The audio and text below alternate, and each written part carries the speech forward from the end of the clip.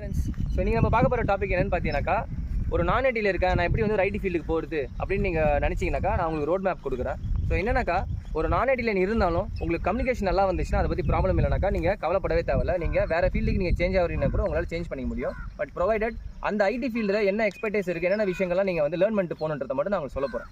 So நீங்கள் ஒரு கோடிங்கில் போகிறீங்க அப்படின்னாக்கா no problem, you can just learn the coding languages and according நீங்கள் என்ன பண்ணலாம், ஒரு ஐடி கம்பெனியில் ஒரு ஃப்ரெஷராக ஜாயின் பண்ணிக்கலாம். அப்படி இல்லைனாக்கா நிறைய லாங்குவேஜஸ் லேர்ன் பண்ணி நீங்கள் எம்என்ஸில் கூட போய் ப்ளேஸ் பண்ணலாம். இல்லை எனக்கு கோடிங் நாலேஜ் இல்லை அப்படின்னாக்கா நான் கோடிங் வழியாகவும் நீங்கள் உள்ளே போக முடியும். என்னென்ன பிளாட்ஃபார்ம் இருக்குனாக்கா, நெட்வொர்க்கிங் பிளாட்ஃபார்ம் இருக்குது, ஓகேங்களா. எப்படின்னாக்கா அதே மாதிரி க்ளவுட் பிளாட்ஃபார்ம் இருக்குது, AWS இருக்குது, Azure இருக்குது, அதே மாதிரி டெஸ்டிங் பிளாட்ஃபார்ம் இருக்குது. ஸோ இது மூலியமாக நீங்கள் உள்ள நுழைஞ்சு என்ன பண்ணலாம், நீங்கள் ஒரு ஐடியில் நுழையலாம். பட் ப்ரொவைடட் நீங்கள் நான் ஐடியில் ஒரு சேலரி வாங்கிட்டு இருந்தீங்கன்னா அதே நீங்கள் சேம் எக்ஸ்பெக்ட் பண்ண முடியாது.